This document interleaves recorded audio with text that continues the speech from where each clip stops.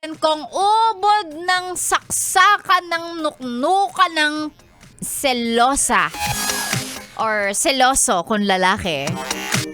Grabe naman magselos yan. Bago po magselos, bago makaramdam ng jealousy. Jealousy. Salamin pala yung jealousy.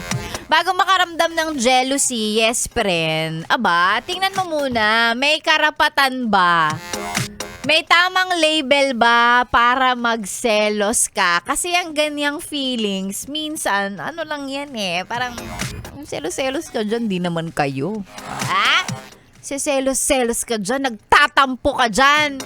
Wala ka namang karapatan. Like I said, hindi naman kayo. Yan, yung mga ganyang feelings, yan talaga yung feelings na tago mo na lang yan. Lalong-lalo na kung walang karapatan, diba? Sino ka? Yan. Pero syempre, kung established naman, nag-usap naman kayo, no? Na kayo ay mag-MU. Mukhang unggoy. Charing, hindi! Meron kayong mutual understanding.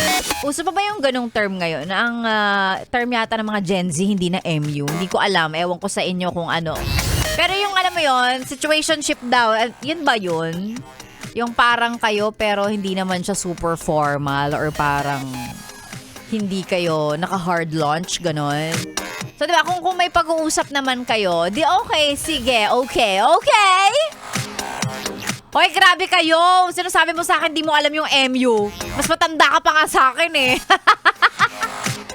Ayan, diba? Kung may pag-uusap naman kayo na kayo ay exclusively dating, diba? Sige, okay lang. Situationship nga daw yung ka-equivalent ng MU.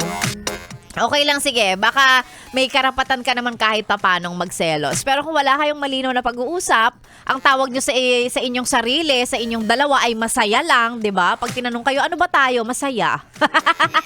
Ay, wala yon. Anong selos-selos ka dyan? Wala kang karapatan. Ay, nako. Hirap yan. Kaya si Sexy Mega naniniwala ko, dapat dinedefine muna Binibigyan muna ng pakahulugan kung ano kayong dalawa talaga. Para 'di ba, hindi ka rin nahihirapan, hindi ka din yung mga mixed signals ba, gano'n. Na parang magtatampo ba dapat ako? Mag-I love you na ba dapat ako? Mga ganyan. Ay nako, talaga nga naman. Sexy Mega po ang ngayong kasama o nakasama ngayong araw ng Biyernes today. Ngayong araw ng Friday, it's a holiday. So sa mga yes pa natin na naghahanap ng kanilang gagawin, ba't hindi ka na lang magpahinga? Magpahinga ka na lang kaya, di ba? Ay nako. And of course, kung ano man po ang pipiliin ninyong gawin, sana ang mga radyo naka-Yes FM pa rin. Yan ang pinaka-importante sa lahat, naka-Yes FM. Kung sa bahay lang or lalabas po kayo, tama yan, mag-radyo lang kayo. And also, by the way, shoutout sa mga nanonood sa atin sa ating live.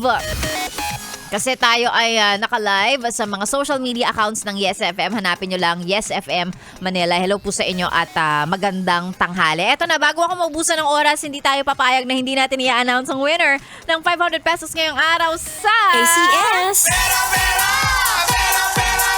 ACS! ACS! May chance kang magkapera pag nakinig ka sa Yes FM. At yan, ang ACS, pera-pera lang yan. Maraming salamat sa mga partner natin dyan sa ACS. Tangkilikin po natin ang world-class quality products ng ACS. Lalong-lalo na yung Charm Fabcon Purple Eternity para hindi po amoy kulob yung mga damit ninyo. Ayan, Charm Fabcon Purple Eternity. Ito na ang fill in the blanks natin for today ay blank is in the eye of the beholder. Ang tama pong kasagutan ay beauty. At ang ang mag-uwi ng 500 pesos ngayong araw na to ay eto na. Tama ang kaniyang kasagutan, beauty. Congratulations, lovely Agibay. Lovely Agibay, congratulations. May 500 pesos ka. I-send mo na ang iyong valid ID at ang iyong GCash number para maipadala na namin ang iyong 500 pesos. Congratulations. Susunod na po, walang iba, ang umami sa tanghali, Maria Morena. Dito lang sa 101.1 Yes FM. Solid!